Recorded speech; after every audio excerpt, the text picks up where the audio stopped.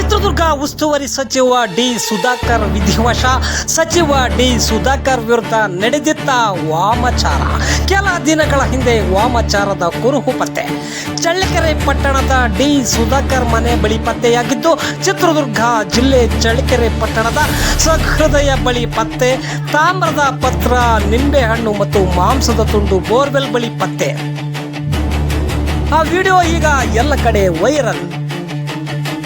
ಚಳ್ಳಕೆರೆ ಹಾಗೂ ಹಿರಿಯೂರು ಕ್ಷೇತ್ರಗಳಿಂದ 2 ಬಾರಿ ಶಾಸಕರಾಗಿ ಸಚಿವರಾಗಿಯೂ ಸೇವೆ ಸಲ್ಲಿಸಿದ್ದ ಜನನಾಯಕ, ಬಡವರ ಬಂಧು ಎನಿಸಿಕೊಂಡಿದ್ದ ಡಿ ಸುಧಾಕರ್ ಅವರ ಅಕಾಲಿಕ ನಿಧನದ ಬಳಿಕ ಇದೀಗ ವಾಮಾಚಾರದ ಚರ್ಚೆ ಜೋರಾಗಿದೆ.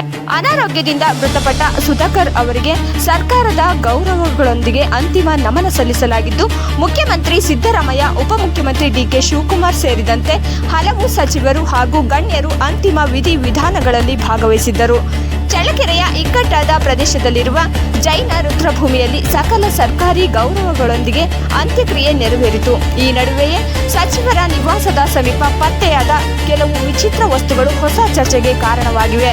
ಸಚಿವ ಸುಧಾಕರ್ ಅವರ ಮನೆಯ ಸಮೀಪದ ಬೋರ್ವೆಲ್ ಬಳಿ ತಾಮ್ರದ ಪತ್ರ, ನಿಂಬೆಹಣ್ಣು, ಮಾಂಸದ ತುಂಡು ಸೇರಿದಂತೆ ವಾಮಾಚಾರಕ್ಕೆ ಬಳಸಲಾಗುತ್ತದೆ ಎನ್ನಲಾಗುವ ವಸ್ತುಗಳು ಪತ್ತೆಯಾಗಿರುವ ವಿಡಿಯೋ ಸಾಮಾಜಿಕ ಜಾಲತಾಣಗಳಲ್ಲಿ ವೈರಲ್ ಆಗಿದೆ.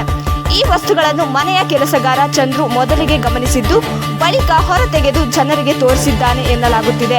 ಈ ವಿಡಿಯೋ ಇದೀಗ ಹಿರಿಯೂರು ಮತ್ತು ಚಳ್ಳಕೆರೆ ಭಾಗದಲ್ಲಿ ವ್ಯಾಪಕ ಚರ್ಚೆಗೆ ಗ್ರಾಸವಾಗಿದೆ.